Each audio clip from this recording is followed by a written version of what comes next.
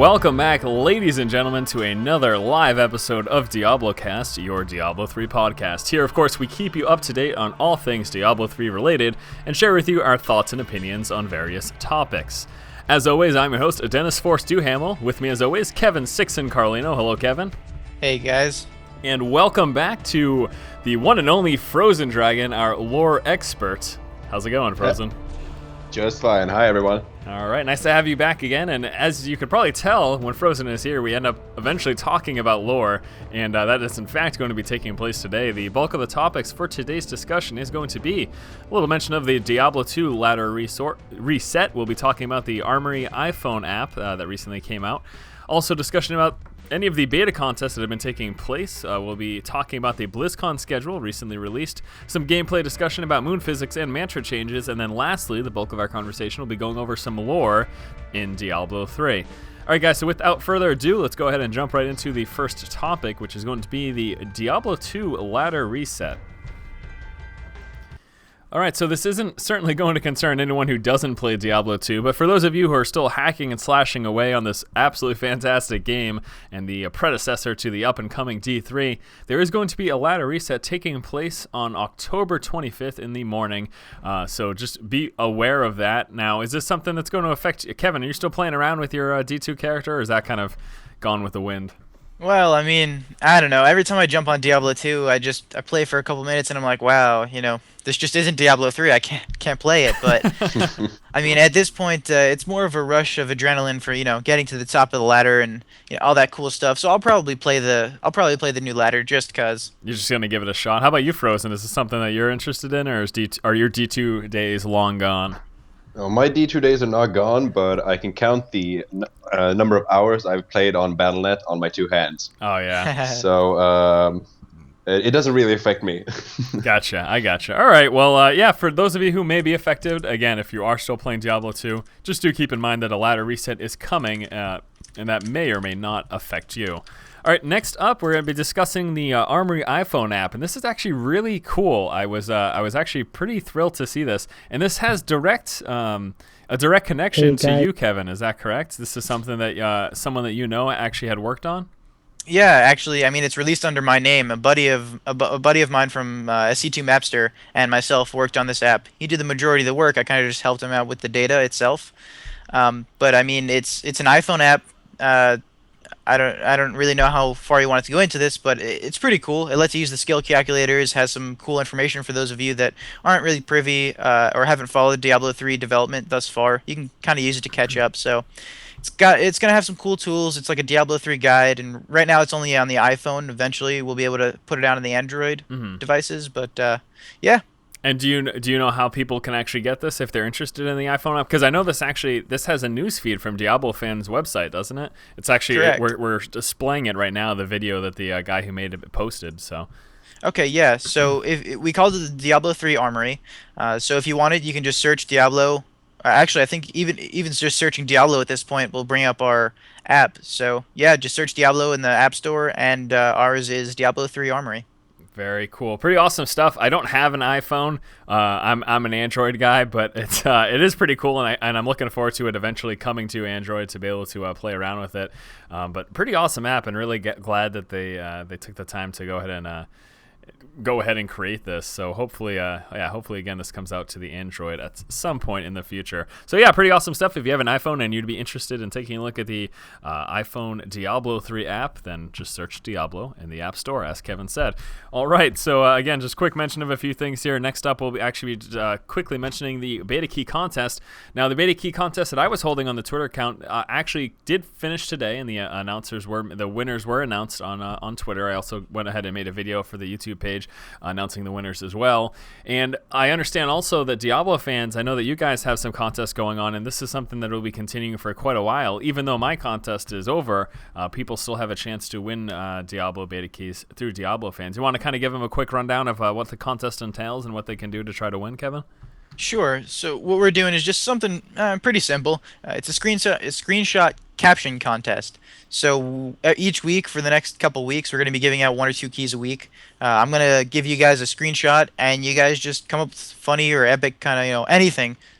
some kind of epic caption, that'll catch our attention because there's been a ridiculous amount of submissions. So something that'll stand out, and we'll move on from there. Yeah, and actually this first one already sitting with a little over 2,500 comments, so it'll be interesting to see. I'm sure there's a lot of really entertaining ones. I did take a little bit of time to read some of them. There's some pretty damn funny crap. So looking forward to seeing who ends up winning. And as you said, throughout the course of the weeks, you'll just be releasing new screenshots for new caption contest, essentially.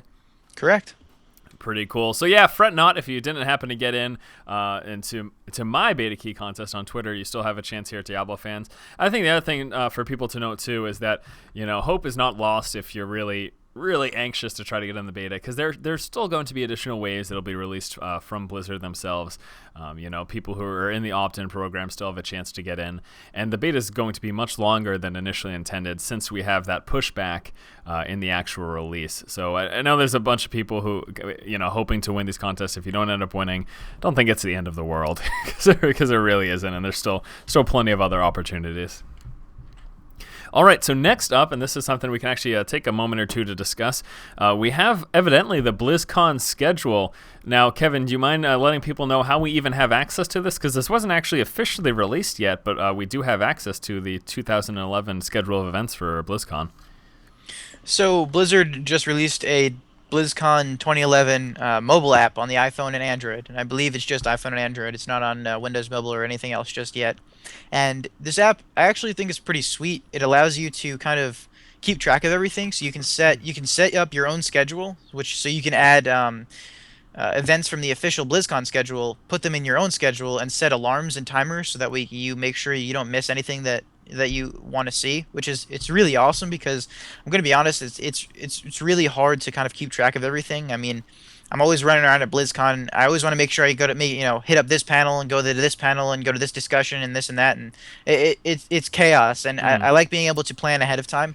Makes things a hell of a lot easier. And the fact that I can set alarms and stuff means that I could just make sure that I'm never missing a thing. It's great. And because we're able to set alarms for this stuff, Blizzard had to give us access to the schedule. So the schedule is actually in the app along with a floor map. They haven't updated their website, BlizzCon.com, just yet. So we're kind of still waiting to make sure that everything from the app is final. Because, I mean, obviously they can still change stuff here and there. Like I think that we saw somebody mentioned that there was a conflict of the schedule. Two things had been scheduled at the same panel or the same stage at the same time. I'm sure that's just a typo, but I mean, stuff like this they're gonna have to fix. So we're just gonna have to wait and see what they do for the official site. Right. And I mean, you're absolutely right. Just taking a look here at the schedule, you can see so much that's going on. And in terms of Diablo 3, it seems like we're basically just going to be dealing with a lot of panels here.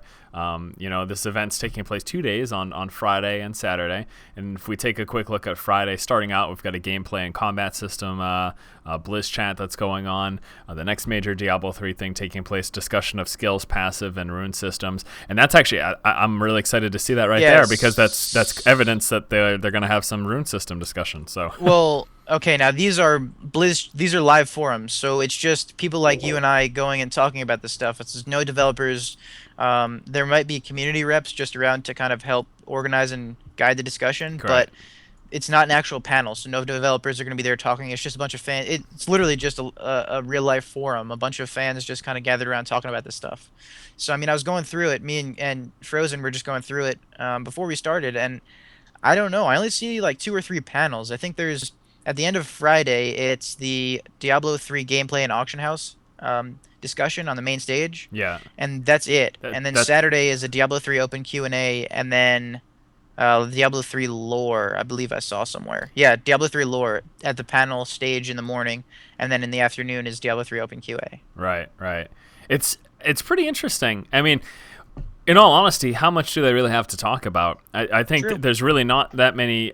We know the systems now. I think the only big thing we're really wondering about right now, we still need some clarifications onto hardcore PvP and the runestone system. And those are pretty much the 2 biggest things. I mean, there's been a whole bunch of changes that have kind of been evolving throughout the course of the beta, specifically looking at things like different skill swaps and things that are getting changed around. And we'll actually be discussing some of the upcoming possible mantra changes for the monk as well. But those aren't necessarily BlizzCon-worthy discussion. I mean, these are just minor tweaks that they're making to the various classes. So the biggest things that I can think of off the top of my head, and let me know if there's anything that's coming up Ep9 for you guys, but yeah, the kind of the PvP for hardcore characters is still up in the air, and the runestone system still seems to be up in the air. Is there anything else, though?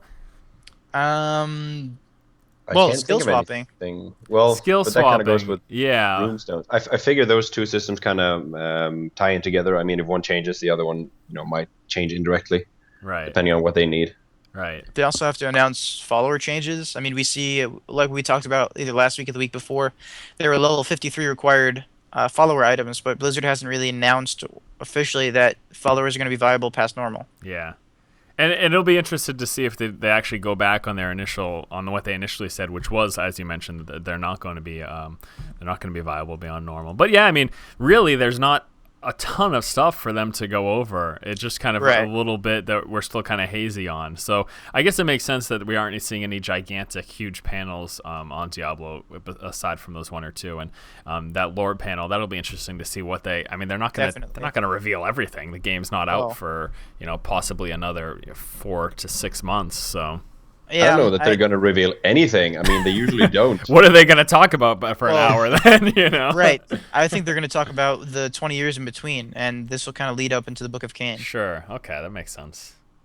All right, but yeah, if you want to, if you plan to attend BlizzCon, or if you just want to goof off with it, we can take a look here at the official site, the BlizzCon 2011 mobile app, and you can go ahead and download that along with your Diablo fans Armory one. Look at that, 2 new apps today just from one podcast. That's awesome. All right, so pretty cool stuff. I mean, I'm really looking forward to it. I haven't taken too in-depth of a look at the schedule, but either way, I'm just stoked to be going to BlizzCon. It's gonna be so much fun. Can't wait. I'm pumped. All right, so next up, we've got some gameplay discussion, and the next thing is kind of a pretty hefty debate going on about it. And we're talking specifically about the physics represented, or gravity represented, in the Diablo 3 beta. I specifically came out with a video not too long ago showing what we will call moon physics. That's what we'll reference it at for now. And basically just kind of showing how over the top it can be given certain situations. And there's been some discussion about that, specifically Bashiok mentioning that they are looking for this kind of over the top thing. He specifically said, I don't want anyone to get the impression that we're shooting for realism here. The goal is absolutely to make it feel like you're some sort of over the top human god, specifically Nephilim, laying waste to demonic masses and setting their carcasses flying free. Like so much loose meat. That's hilarious.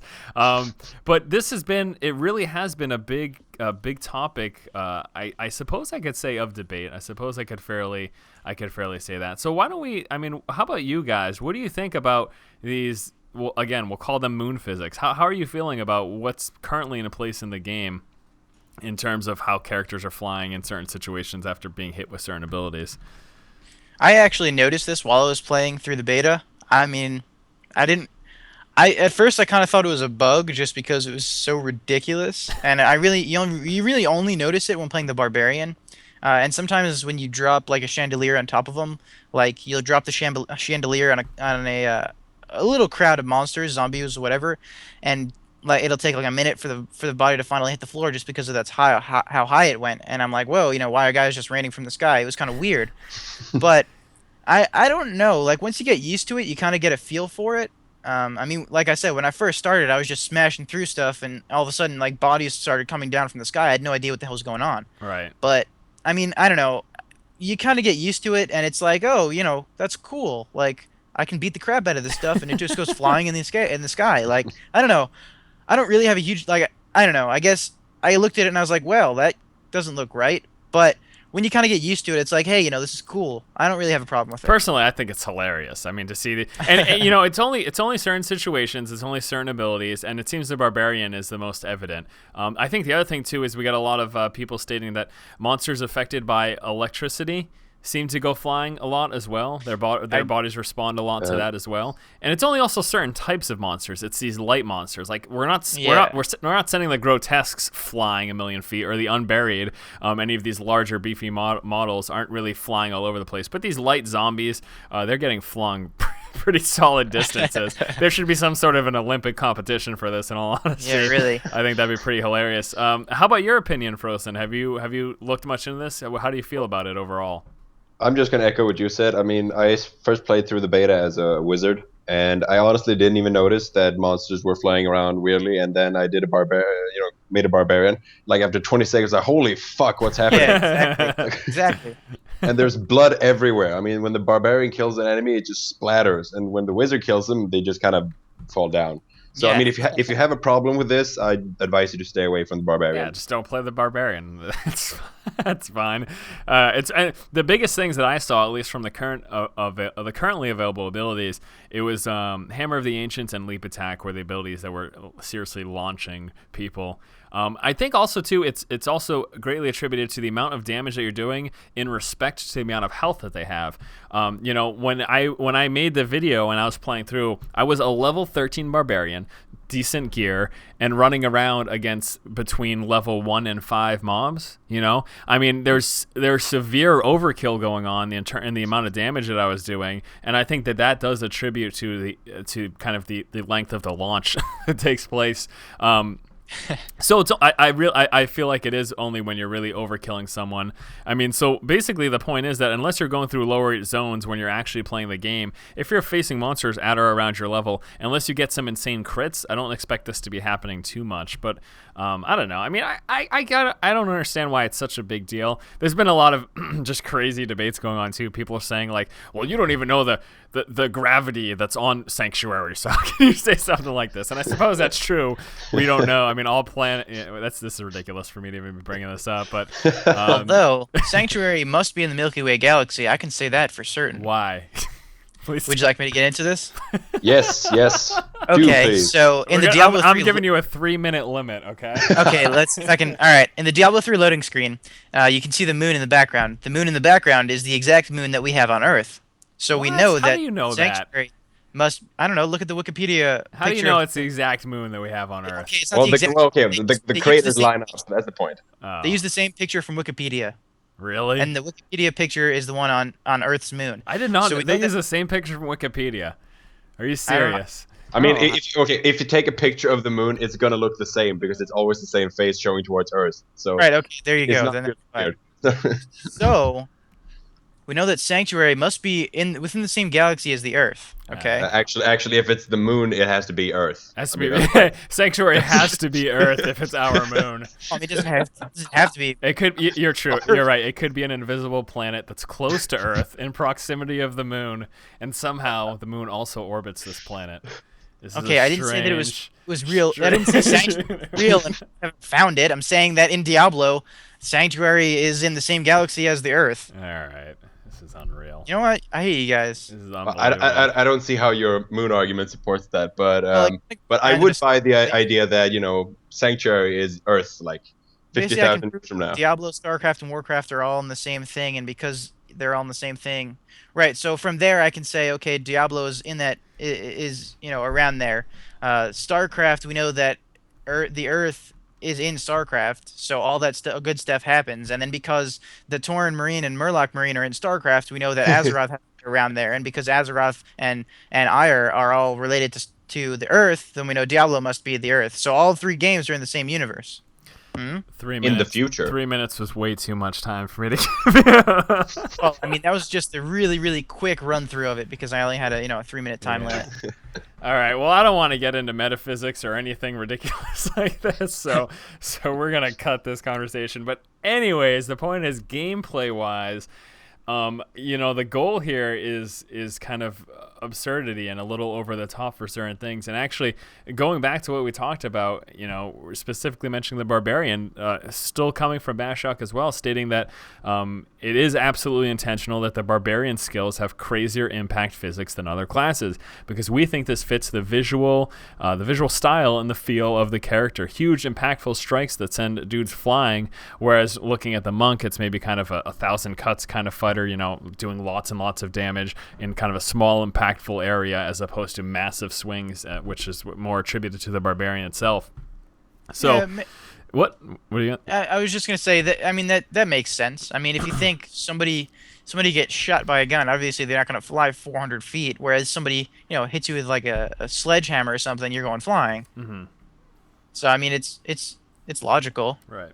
And it kind of lines up with how battles are described in the Sin War trilogy. I mean, there's usually people like flying into tree trunks and breaking walls and stuff like that. And it's always, I mean, they always survive it because Nephilim have some pretty crazy powers. Mm-hmm. So it's something they've certainly been wanting to build into the lore and have done for a long time. Yeah.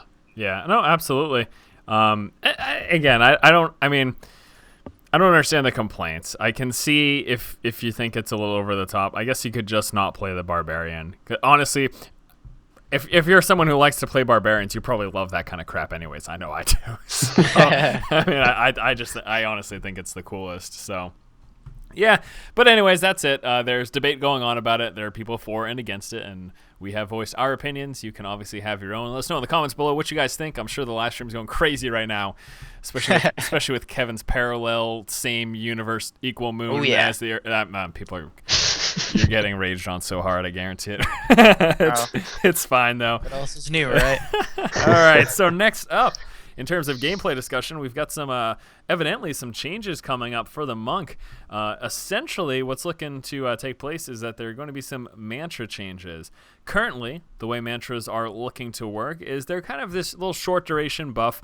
It seems to be 2 minutes is the going time right now for mantra duration. But the problem is that this isn't feeling very impactful. And I think certainly what Blizzard is trying to do is they're trying to make it, or at least their design philosophy is one that they want everything that you do to have kind of a weight behind it. You want to kind of feel that there's something actually beneficial coming from it. And when you activated a mantra, okay, you've got 30% increased dodge percent, but it doesn't really feel like anything. They're trying to make it now so that whenever you activate mantras, you're going to have a very short duration, gigantic buff, and then it's going to scale back to the standard buff that we may have seen prior. I think this is kind of cool, and just giving a short example, specifically talking about the dodge percent. The mantra of evasion right now, you activate it for 2 minutes, you've got a 30% dodge chance. With the changes that they're proposing, that dodge chance would be doubled for the first 3 seconds. So all of a sudden, you've got a 60% dodge chance for 3 seconds, and then it's scaled back. Or there'll be healing mantras, which they're going to give you healing properties, but within the first 3 seconds, you get 2 times that. So again, they're trying to make that whenever you actually hit this, whenever you hit this skill, this ability, these mantras, there's an instant kind of huge gratification behind it because you have some superpower buff, even for that short duration. And then it scales back to kind of just your standard short duration 2-minute buff. These are the proposed changes. These are things that haven't taken place yet in the game. In fact, changes we've talked about in the past, such as the skill changes for the Witch Doctor and the Wizard, and as well as complete redesign of the Demon Hunter hatred system. These are all things that have shown up in the skill calculator, but they haven't actually gone through into the beta. It's my understanding that they're kind of testing these stuff internally before they put anything officially through to the beta, but anyways, point is that these are proposed changes. They're testing them internally. I'm assuming that's happening right now. And let's find out, what do you guys think? Frozen, what do you think about these proposed changes? Do you like the mantras how they currently are, or do you like the proposed changes for that extra super buff? I like the change because, like I think it was Bashiok who said it. It kind of gives a reason to use the skill as an active skill as opposed to just pushing the button every 2 minutes. Right. Like it's something you involve in your gameplay. And I know a lot of people hearing this are immediately going to say that 3 seconds is bullshit and it sounds like it's useless. But I mean, 3 seconds, if you're standing there and you suddenly, you made a mistake and you have 20 monsters around you, I guess that 3 second 60% evade might be might help you actually survive. Oh, it's certainly big, and I think, like you said, it's very situational, and this makes it, instead of monotonously hitting the button every 120 seconds to refresh it, this will make it so that it becomes more of what it's coined as, an active skill. This is meant to be something we're using consistently, and I think that this actually helps that take place. This helps it make it feel like it's actually an active skill. So yeah, I mean, I certainly agree with you there, Frozen. Can I? Yeah, sure. Go ahead. Let us know what you think. Well, I mean, it by allowing it to kind of work as an active skill, I guess, in the sense that you want you want to use it more than every 2 minutes now, just because, hey, we get this cool buff for the first 3 seconds. Now, as soon as the cooldown is up, I'm going to cast it again, as long as I'm in battle. I mean, obviously, if I'm just running around in between looking for guys or monsters, whatever, I'm not going to need to cast it. But I think the major point here is that now when we're actually fighting, we don't have to say, "Oh, yep, mantra's up for 2 minutes, we're good," and then just wait 2 minutes until, "Oh, yeah, as soon as I'm out of combat, I'm going to cast it again." Now, as soon as we start combat again, we're going to want to cast it every time we begin some kind of major battle, just because we get that extra 3 second, that extra buff for the first 3 seconds. Now, I didn't really have a problem with it to begin with. The only thing that I had a problem with was, hey, I guess I didn't think of it this way. I thought, why don't they just, instead of making us recast it every 2 minutes, because it's not like anybody really casts it when they're fighting, they just cast it in between battles to make sure that it's on. Why not just let it be permanent? Cast it once when you get in the game and that's it. Now, I am kind of curious as to what they're going to do about the wizard and the barbarian, because I mean the wizard has ice armor and storm armor and something else, diamond skin, I think. Like what is there for them to do? Otherwise, they're in the same exact position as of right now. The wizard, hey, I cast ice armor and boom, I just go on for 2 minutes until, oh hey, I'm not in combat anymore. I have enough I have enough arcane power to cast it again, so I'm not wasting it, instead of when I could potentially be using electrocute or any other skill that I could use to kill stuff. So, and then the barbarian is the same thing with the shouts. Barbarian casts shout, has the buff for a little bit, and then goes on with his gameplay until he needs to recast it. So I do feel like they need to do some stuff for the wizard and the barbarian in that same respect. I think that's very true. Well, I'm also wanted to just chime in. I think that part of the reason they might be changing these mantras is because it feels too much like a barbarian shout or like a wizard's armor. You know what I mean? It's almost identical in the sense that it's this buff that lasts X duration. I think maybe they not besides what we said, besides making it feel like more of an active skill. I think it's also to try to differentiate the monks' buffs from the other classes. You know what I mean? Yeah. Aside from the fact that they're group buffs as is, you know what I mean? So it's more of a support role type of ability, because these may be things that wouldn't necessarily be as beneficial as an individual, if you're soloing, maybe one or two, but overall, here's a perfect example. Mantra of healing probably isn't going to be the best direct healing, as opposed to something you could just use solely on yourself if you weren't in a group. This is not something that maybe you would necessarily take up one of your active slots for, you know what I mean? So maybe because of that slight sacrifice of having less power, but also being a group buff in the sense that maybe they wanted to add something a little to it for that reason. Yeah, that definitely makes sense, but I don't know. From what I gathered, it seemed like people, or again, this is I guess just my opinion. It's just like, hey, I have to cast this every 2 minutes just cause. I mean, I get a cool buff, and I mean that's about it. From what I understand, they're doing this to make it more useful. So now instead of saying, hey, I need to make sure I need to cast this every 2 minutes just cause, it'll give me a reason to want to cast this while I'm in battle and make it legitimately an active skill, instead of just calling it an active skill and allowing us to cast it every 2 minutes. Sure. Like, we're gonna want to use this skill now. But yeah, I mean, I guess what you're saying is definitely true though, because the other classes do still have that kind of hang up where it's like the exact same thing. I cast this crap once every 2, and those we're talking specifically about the buffs. The debuffs, obviously, like the barbarian's threatening shout, that's something you'd be consistently using just because you're always facing new groups of enemies. But the buffs, yeah, I think you're right in that sense. So. Well, the barbarian buff is, shorter. It's like 30 seconds, right? So it's only going to be like once per. I mean, it's kind of the same mechanic, but you will use it more often. But I do agree with the wizard armor, because the wizard armor is also 120 seconds, and you cast it and that's it. Right. I mean, then you're not using it. So maybe they should implement something like this for armor spells and similar as well. Yeah. Maybe a small AOE or something like that. Like, that'd be cool. Oh my gosh. Like a mini Frost Nova. Right. So I mean, if I do ice armor, maybe it casts Ice Nova around me, or if I do storm armor, maybe it casts Chain Lightning. The other thing too, and I mean, these debates, it's so frustrating to me because these debates seem so futile, because we're not even considering rune effects. Like, I feel like an idiot almost talking about this stuff, because these things change like completely once we throw runes into the mix, and then all of a sudden all this debate's been for nothing.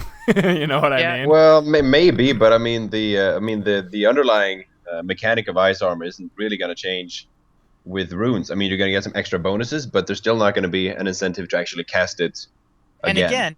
And again, maybe this is just the vanilla skill that has the problem. You know, Yeah. maybe for Mantra of Evasion, one of the runes does something completely different, Right. and the skill completely changes. So they say, okay, you know, all we do is we have, you know, dodge chance doubled in the first 3 seconds just for the vanilla skill, you know, completely runeless, and that's it. And- Because again, I mean, yeah, runestones are going to affect it, but they don't have to have the same effects altogether. Yeah, but even that, you know, I mean, all this discussion about these basic abilities, and in fact, the very fact I've already done the Barbarian one, showing all the skills, and I'm actually working on the footage for the Demon Hunter one right now, which will probably be up, I don't know, this weekend or something. But again, these things feel so pointless because in all honesty, the runes are always a buff. It's been discussed how runestones are always going to be better than unruined abilities. That's the point of them. They always want to give you an incentive. Even if, say you don't want to change the spell, say you want this ability to work exactly like it does, there will be runes that simply increase the damage or the crit chance or the amount of targets hit. Like, you will always go for a rune skill over an unruined skill. And it just, again, it makes me feel like an idiot talking about unruined abilities because literally, we will only be using unruined abilities until we start to get runestones. And then all of a sudden... Right. But you know what I mean? But yeah, I know what you mean. But not this time. I mean, this time is not a stupid discussion. Sure. Yeah. But if someone listens to this a year from now when Diablo is out, this guy's a retard. Why isn't he using Crimson Rune? You know what I mean? Like, that's gonna happen, and I don't know. It's interesting. But yeah, we're just theory crafting. Whatever. It's something to talk about, right? Yeah. Yeah, but still, okay. But still, I mean, I'm bleh. I mean, if we look at ice armor, I have the 5 runes here. I mean, right now, I mean, maybe the rune effects will change. We don't know anything about that. But right now, I mean, none of the 5 runes change the casting mechanic. They change what the ice armor does after it's been cast. You know, if enemies attack. So there you go. But there's no change to the mechanic itself. You cast it once every 2 minutes, and that's it. Okay, so then there you go. So the underlying functionality of the skill still has a problem. The problem is that you cast it every 2 minutes and then you don't do anything with it. Yeah. So again, maybe they could do a short AoE or something like that upon casting it. Maybe. I guess if they did that, then they'd have to figure out what to do with Frost Nova or whatever. But I don't know. We'll let Blizzard figure that out. Yeah. Oh, I'm sure they're listening intently right now, trying to figure out the best way to go about this. Definitely DiabloCast is Sorry, but I was just gonna say they could do like chain lightning and then I don't know, like ice bolt kind of a thing from Diablo 2, except it chains up to different monsters, sort of like a chain ice bolt. I don't know, just throwing it out there. Sure. All right, well, let's just move on because I think I killed this discussion. It's fine though. It's cool, and if nothing else, you know what this will do? We're all mechanics aside, and kind of trying to make these skills that may feel like passive skills until 2 minutes are passed. The simple fact that they're making this change does differentiate the monk's mantras from the other type of buffs that the other classes have. And if nothing else, maybe that was the goal they were going for, and this accomplishes that. So there you go. There we go. All right, well, you know what time it is, Frozen. It's your it's that time. It's that time. We're gonna be talking about lore. We have spent some time talking about just Diablo lore in general, but now it's time to focus on Diablo 3. We're gonna do a couple of things. We'll be taking a look at the tidbits of information that we have from the gameplay itself and trying to kind of make informed ideas and decisions based on things in the past and things we can expect to come in the future. But we also have some of this kind of extra information from maybe possibly we'll call it data mined content that may be giving us tips and hints as to other possibilities that would be coming up in the game. So I'll tell you right now, if you were listening to this, spoiler, giant spoilers coming. This is all kind of informed ideas and decisions and discussion. This isn't necessarily guaranteed stuff to happen, but it very it could. That wasn't English. Yeah, well, that wasn't English.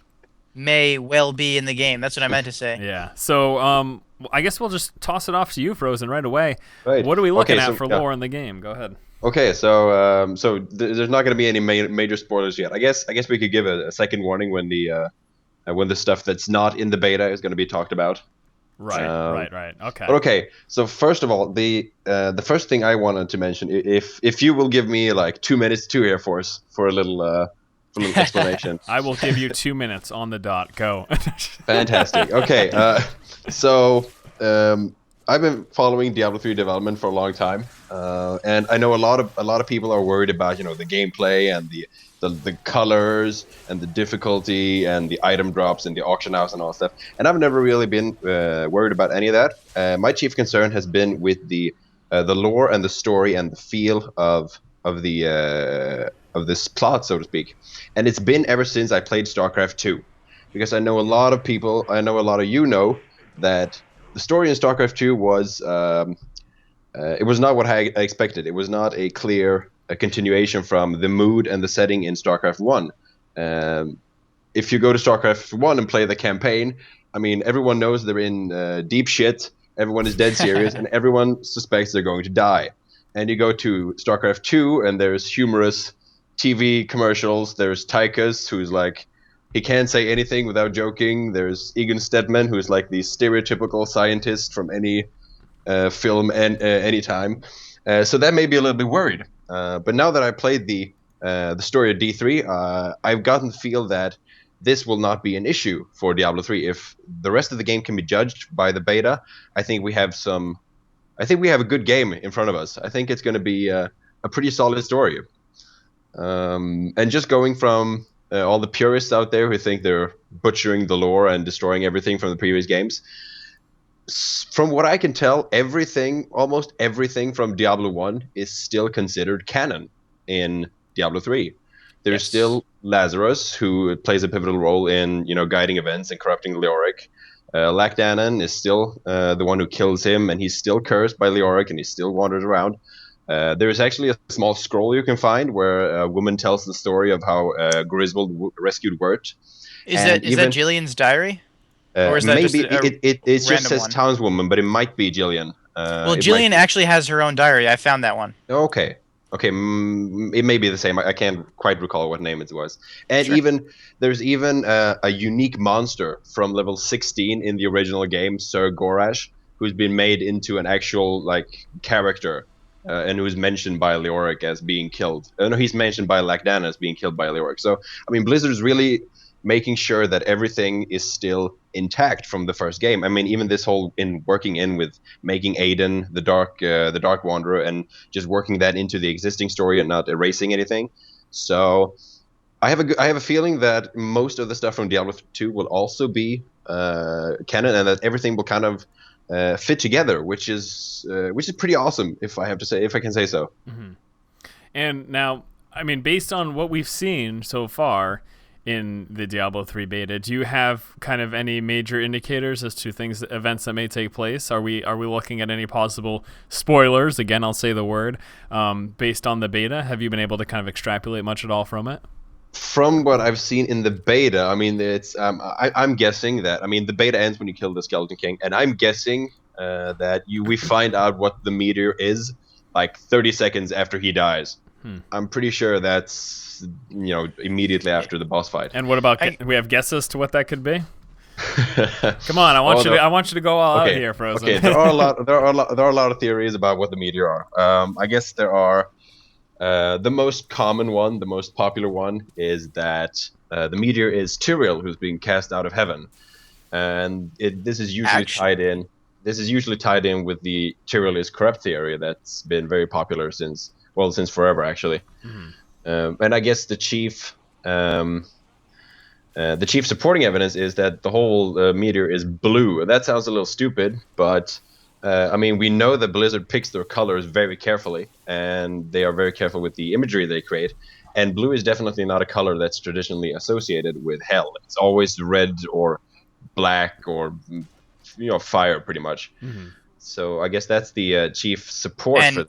If I may add something to that concept or idea, we do know that we have to rescue Tyrael from prison at some point throughout the game. So now we're pulling into, I guess this is another time to say spoiler alert. Okay. Now where are we pulling this information from, Kevin?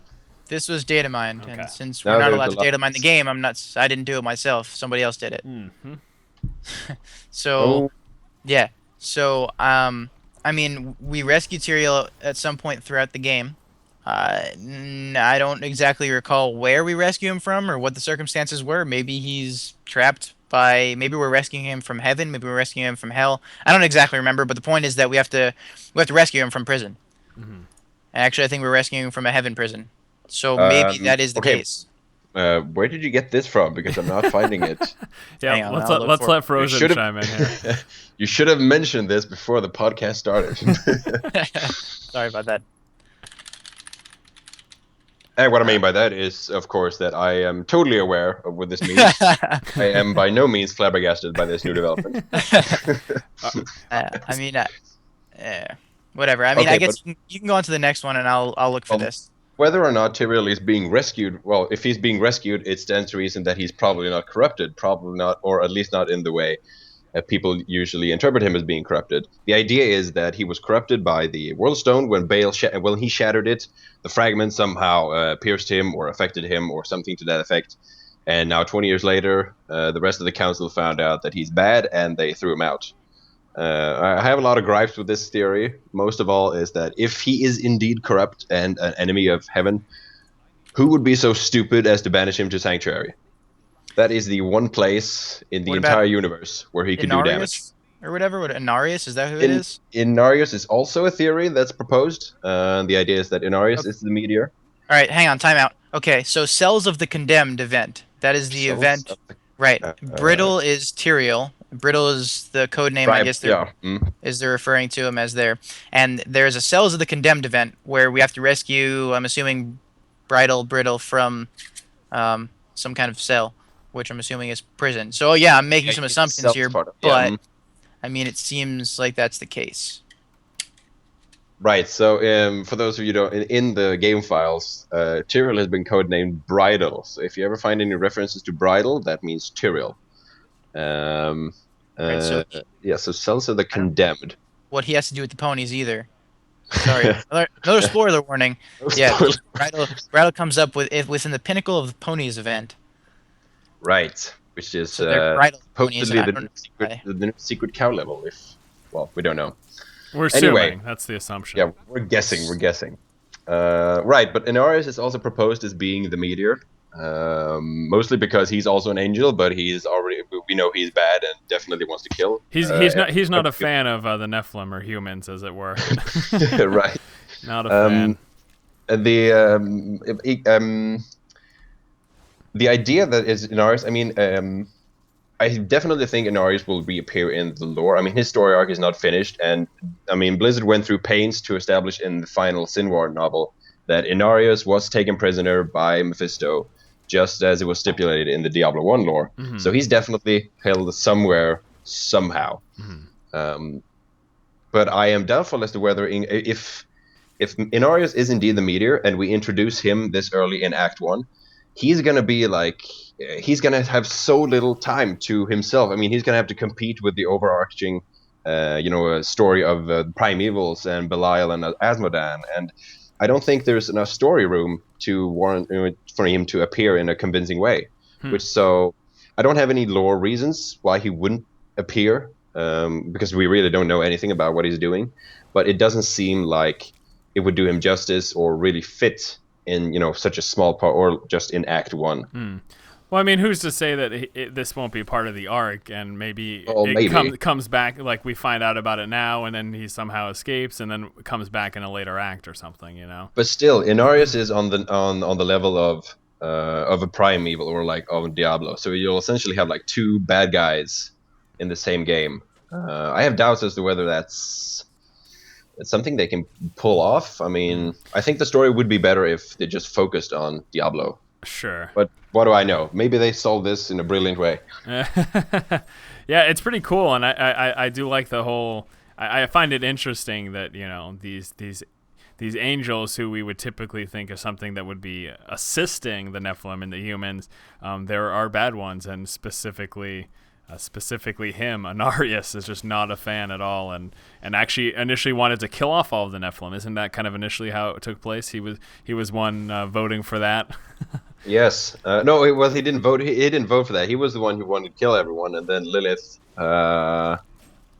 they killed all the angels and demons on Sanctuary instead. So yeah. he wouldn't be alone. But oh yeah, going back to that, there's also I haven't seen this theory surface much right now, but before the whole beta or the beta started, Imperius was a popular candidate, mostly propelled by Daymaro from Diablo fans. He's a very big fan of this theory, and his idea is that Imperius was the one who voted against humanity when Heaven were going to decide what to do with Sanctuary in the Sinwar trilogy, and he wanted to kill everyone because he thought humans were an abomination, and he was defeated, or he didn't win that vote. But it's probably a safe bet to say that he's not entirely done with the human race yet. So he's definitely also a potential antagonist. Whether he's the meteor or not, well, he kind of faces the same issues as Inarius in that he's a weird. He would require so much space in the story, and like when Inarius, I'm doubtful whether there is a space for that if we also want to tell a story of Belial and Asmodan and Diablo and whoever else might appear. Sure. Yeah, it's definitely interesting, and obviously these are things that we won't be finding out until release. So before we move on, let's just try to take a look at, are there any other kind of major things that we're pulling from the beta? Any other major lore things that you wanted to maybe discuss here? Well, there's two other things. One big thing and one little small thing. The other is the going back to the very popular theory that Diablo is going to possess Leia, and we all know that. I guess most of you have seen by this time the rendering of Diablo from a cinematic, where he's very thin, he has a very feminine body, and he has 4 arms, which is traditionally. It looks like he has a bra. Very feminine. That indeed. And the idea is that he is possessing Leia because, as we've now learned, Leia is the daughter of Aiden and Adria. Aiden and Adria, and Diablo I'm mixing up the names. Aiden was at the time possessed by Diablo, so he was after he'd defeated Albrecht down in the catacombs. So the theory goes that there maybe Diablo put a part of himself inside of Leia. Maybe Leia is especially tailored to hosting him. Maybe, there's definitely some sort of connection. What that connection is, we don't know. It makes sense because it would have. So him and Adria hooked up, I guess you could say, after he already plunged the Soul Stone in his head. So it was after that. So he was already somewhat possessed by Diablo. So I don't know. I would like to say that Leia's already been kind of tainted by Diablo's presence or soul. Mm-hmm. So I mean, it makes sense that she's kind of ripe for the taking, Right. Yeah. No. It's definitely an interesting theory. And there's definitely some signs that point towards it. So I don't know how people are going to react to that if that does take place, though. Well, I'm thinking it could still go both ways. I mean, the whole the Diablo 3 story is being set up as being this family drama with this. It's like a tragic because first Leoric succumbs, then Leoric's youngest son succumbs, and he kills his own wife. Yeah. And his eldest son has to kill him, and in the process, he is possessed. Eldest son kills his father and his brother. Right, and now his daughter comes, and the idea is that she's gonna get in some big shit too. But I'm thinking.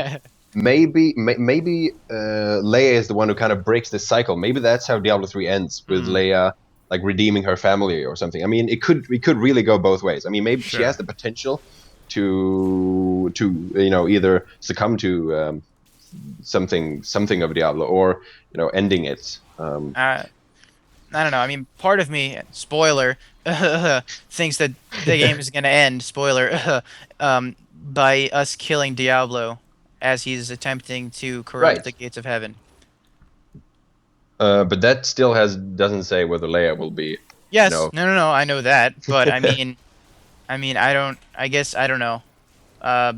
We see that Adria is involved in some kind of corruption in Acts 2 and 3. Mm-hmm. So I mean, it would mean that both Leia's mother and father were corrupt by the both prime and lesser evils. I don't know. It seems way too coincidental and way too ironic for this to not happen. Oh, there's also the some more spoilers, some more data mined info here about Adria, where there's a quest what was that quest called again? Right. This is what I was just talking about. Right. That we see that Adria it deals with some kind of corruption. It's what is it? Fetlock and Saddle somewhere. There's something in Act 2 and something in Act 3. There's something called Adria Sewer in Act 2, and it says Adria's prison event. And the description is free Spot's mother from the minions of Saddle, and Saddle is Belial. It's code name for him. We don't know what the hell Spot is. Maybe that's Leia. And the one before that was Adria's betrayal. Right. Where we kill, who is this, Asmodon or? That's when we kill Asmodon. And your idea is that means Adria is in fact Asmodon. And that's just other than the fact that Asmodon is probably a male and that Aiden is probably male, and I don't know if two male demons can have a child. There's also the issue if Adria is indeed a demon at that point. Wait a minute. Why does Asmodon have to be a male? I thought it was just a soul of a demon. Why doesn't he just take over Adria? I mean, Diablo so far, if Diablo becomes Leia or takes over Leia, then he would have been male, and female 3 different times. Oh, okay, you meant like that. Oh, well, maybe. Actually, the primevals have only ever possessed males. Thus far. So we don't really know. I mean, obviously, they must be over Serenthia? Is that what her name was? Well, that was Lilith, so incidentally, female in female. But I see what you did there. But Lilith, no, wait. Did Lilith take over any guys throughout that book? I don't remember. Not in the same way as she took over Serenthia. I mean, Serenthia was like a full-out possession, like she inside her body. She controlled men, but not from inside. Not men or like with magic. Actually, not physically. Right. So I mean, that seems like super weird. And I know I'm Diablo, I can't possess you because you're female. What that like why not? That seems really weird. Yeah. I mean, I guess there's no. But I was just making a thought that if Adria was indeed possessed by a demon, and if we say Aiden was also possessed by a demon, I mean, I guess it's still 2 humans, but realistically, shouldn't there be a demon popping out rather than a human baby? I don't know. Yeah, I mean, I'm thinking it's. Are you talking about Aiden and Adria? Right. Well, if we assume Adria, they already had Leia. Adria would not have been possessed until, I'm assuming that Adria doesn't get possessed until we hit Act 3 in the game. Oh, okay. That's what I'm saying. So this happened afterwards. She had Leia, and then Adria, they think, is dead. She disappeared. So maybe that's what happened. And then Cain, that's why, Leia, or Cain takes care of Leia, Uncle Cain. So they think Adria is dead. She disappeared, whatever. Well, she disappeared or died, with quotes, because Belial or Asmodon, possessed her. So this is where she kind of ran off to, and nobody knows where she is. Well, this is because she's Asmodon now. At least that's my theory. That's I don't know. Sounds good. All right. All right. So that was the other major thing. Now you said there was one more tiny thing that we're kind of extrapolating here, Frozen. No, that was the Adria thing, gotcha. which got a whole lot bigger than I thought. But I don't. Something I'm just a little curious on. Sorry to cut you off again, Chris. We know Diablo's coming back. We've known that before the beta even started. I'm curious as to how he's coming back. Now, I mean, he destroyed his soulstone. He shouldn't be dead, but he should be in the Black Abyss or the Void. I always get too confused. But one of them is where he returns to when demons die. So how does he get out and come back to Sanctuary? Right. The idea here is that in the games we've only ever seen the primevals die when they were in the partly in the soulstone. I think I touched on this the first time I was on the podcast. Mm-hmm. But the thing, I mean, you killed Diablo in Diablo 1, and you just killed Albrecht. I mean, he was still contained in the soulstone. I mean, however poorly, he was still stuck there. And the same was true in Diablo 2 for all the 3 primevals. So, and then when you killed him in Diablo 2 and you smashed his soulstone, I mean, he died in some way at that point. And probably you're talking about the Black Abyss, which it's been mentioned in Diablo 2 as a place where demons come from. So the idea is that he died in Diablo 2, and now everyone either draws the assumption that he died like a human, so he can't return, or some other stuff. But Well, I thought I that the Black Abyss was where demons were spawned, and then after they're killed, they also return back to the Black Abyss. Yes, Tyrael says that. I think it's when you kill. It's when you've killed Diablo. He says that he's back to. He's been sent back to the Black Abyss that spawned Oh, him. okay. Right. Oh, Uh, actually, that's exactly so what he yeah, says. You're right. so the idea is that, I mean, that you can kill the primevals. And it's not entirely sure whether you can kill any demon, actually. The only demon we know for certain to be dead is Lucian, the son of Mephisto. And the only reason we know he's dead is because, well, he wasn't actually killed. He was more like erased from existence by Lucian. So the only reason he's like dead, like really dead, is because he never died. So this, I'm thinking, and this is never laid out clear in the lore, or not so far as yet. I'm thinking that demons and angels can actually die, much like Nephilim. Nephilim and the first generations thereafter, they always stay as spirits, like humans. If like Ormus Right. or Akara were to go and die, they would die, and then they would go into the what Tragul calls the after death, from which they cannot return. You can't talk to them, you can't bring them back, you can't do any of that. But Nephilim never reach that place. They're always connected to Sanctuary. And I'm thinking the same thing is kind of true for angels and demons, although not the Sanctuary part. So you can't necessarily kill them, but there's no point in bringing back like a dead mega demon or something, because there's just a ton of them. But there is a point in bringing back the primevals, so they can be brought back. It's probably not an easy process. It's not like, you go down and you just resurrect them 2 days later and it's fine. Right. There has to be some sort of cost associated with this. But Which could potentially be where the whole Diablo Baal Mephisto merge into one theory. right, Could make sense. Right. Maybe the primevals aren't even. Maybe they're just Separate. like a. Maybe they're maybe they are just one huge different entity. aspects of some chaotic entity, and Alright. I don't know. This is just. This has no basis in lore, but this is just freebase and different theories here. But they're probably not permanently killable. I mean, if this war has been going on for eternity, Well, they did say this is the end of the story arc, so there's got to be That's true. something. right? I mean, maybe you can kill them permanently some way, or maybe maybe Diablo is the only one who survived because Leia was born, or something like that. True. It's unclear. I'm still favoring the idea that primevals cannot permanently die. It fits the cosmology and the idea of an eternal war pretty well, but it's not directly supported by anything, and we really don't know. Fair enough. Right. All right. Well, That was awesome. long. Yeah, good discussion though. I'm glad you guys were able to go into it. I don't chime in because I'm not a lore guy. So as much as I love listening to it, it just I don't know, just not my thing. So pretty cool stuff. Again, glad we were able to discuss some of this. Hopefully this got some of you guys thinking about the possibilities of what Diablo 3 is going to hold. Again, there's all sorts of variables, and we can hypothesize a bunch, but we're not going to know until the game comes out sometime in 2050 or something. Whenever they came. Hopefully 20 something. Yeah. All right. So on to the next thing, which will be the poll of the week. Now, first we'll be wrapping up last week's poll, and then Kevin's going to go ahead and give you guys the question for this week's poll. So last week we asked you guys how you felt about randomization. We had some discussion about the randomization that is in Diablo 3, specifically looking at the layout of the outdoor areas and as well as dungeons. Coming in at first place, we had, with 52% of the vote, people stating that the amount of randomization was perfect for Diablo. And I'm actually a little bit surprised because I really thought it was going to be kind of overwhelming complaints towards it. But it seems overall people are more or less content with what is currently seen. Maybe our discussion of the fact that, that there's still a lot more of the game to be seen and that the later stages are supposed to be opening up, maybe that kind of led people to believe, maybe I shouldn't worry about it because we still have to wait to see what the other areas look like.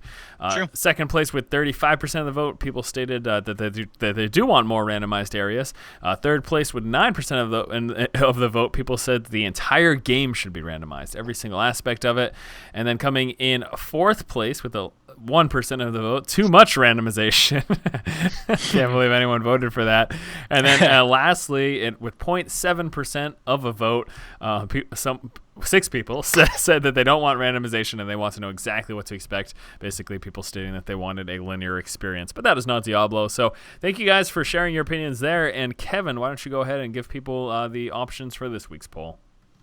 This week's poll, we're just going to be asking you guys about what you believe or how you feel about the moon physics system.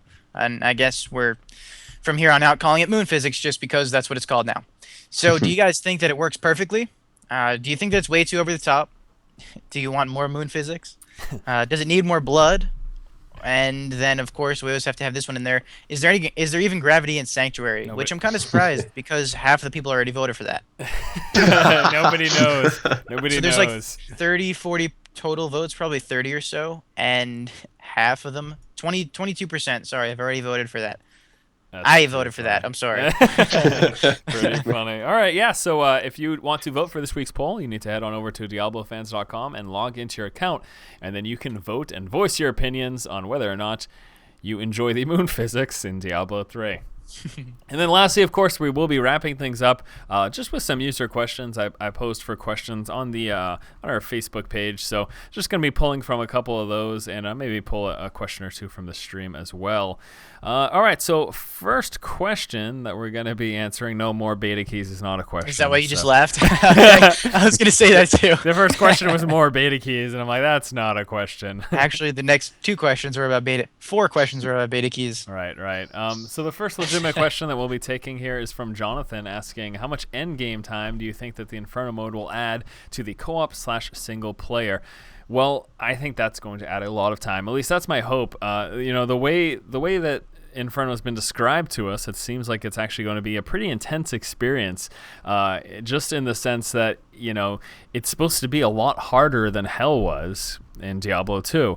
And if that's the case, if it really is supposed to be crazy difficult, I mean, what we heard initially, at least, is that there's a flat difficulty of level 61 enemies, and that's one level above the maximum level, of course, with the maximum character level is 60.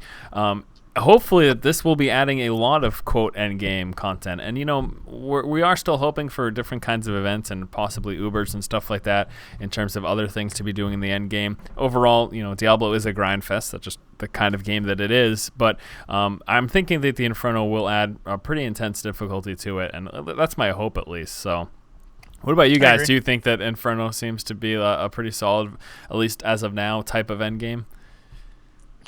I don't think I should comment on this. Yeah, okay. How about you, Frozen? How do you feel about it? If Inferno is going to be harder than Diablo 2 1.10 single player with an untwinked gear-dependent character, I think it's going to be pretty good.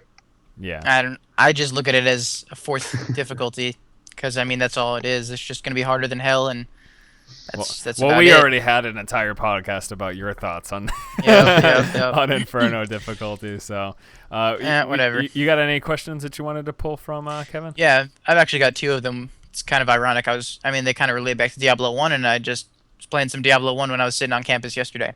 So Yannick wants to know, what about the redlining around mobs? Can that be turned off in settings? And no, as of right now, it can't be turned off, and I don't really have a problem with it. I don't see why you'd want to turn it off. I think it's really great. Not only does it kind of allow us to see what the hell we're, highlighting or mousing over, but it also kind of gives back, a little throwback to Diablo 1. That was how it worked in Diablo 1.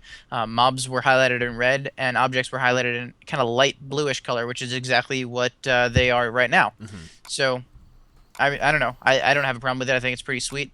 You guys really care? Yeah, that's nothing that I lose sleep over. I'll tell you that much. That's not really a big deal to me. I haven't thought about it. And Maiko wants to know, when an item's durability reaches 0 out of total durability, will that item be destroyed, like in Diablo 1, or will it just be unusable until it's repaired, like in Diablo 2? And I guess I haven't really tried this, so something I guess I'm going to have to check out. But I'm going to assume that it's not going to be destroyed like Diablo 1. It's just going to be, broken and unusable until you can repair it again. Right. Judging by how the entire game is designed, that's 100% certain. Yeah. Yeah, and considering they changed that from Diablo 1 to Diablo 2, I don't see why they would change it back. Sure. Yeah. That makes sense. that could be a very unfortunate situation for people, and you know, certainly for those who are looking for a more of a hardcore experience, that sounds great. But I would say for the average player, that's not something that they would enjoy, especially if they weren't forewarned about it. Right, exactly. Imagine having, you know, you just paid $150 on full legendary gear end game, and you don't repair it, and it all just disappears. Right. So actually, that's completely a great reason for them to not have it be destroyed. People can spend money on items, and then their money will just be destroyed. I feel like Blizzard would get a lot of flack for that. Yeah, that could certainly be an issue. Maybe they could do it in hardcore. Yeah, that sounds fine to me. Just go ahead. Yeah. Go ahead and do it there. I mean, that seems to fit with the general mindset of the entire play mode, anyways. So yeah, all right, pretty awesome. Well, I think that's gonna do it, guys, for this episode of DiabloCast. Now, as always, we certainly thank you for listening, and hopefully you guys enjoyed all of the discussion we had today. We went into a little bit of lore, so if you guys are lore buffs out there, and that's something you've been waiting for a while, obviously thank PhrozenDragon for all of his wonderful insight there. Greatly appreciated. All right, guys, so thanks again for listening, and for Frozen, for Sixen, this has been Force. Thanks again, guys. We'll see you next time. Take it easy, everybody. Bye. Sweet job, guys. All right. I really like having the lore discussion. Yeah. That was pretty nice. Only took I think it's really fun. only took 6 hours. I don't think so. How long was that? Like an hour and a half? No. It was a little over an hour, but still. You guys killed An me. hour and 5, yeah. I just sat there. I don't know what to say. Like, I don't I'm know. sorry, Dennis. Well, I mean, I know enough of the lore to hold my own. I don't know enough to just give like a complete run through of everything. Kevin, you don't know anything. Yeah, I mean, I'm just an idiot. What do I know?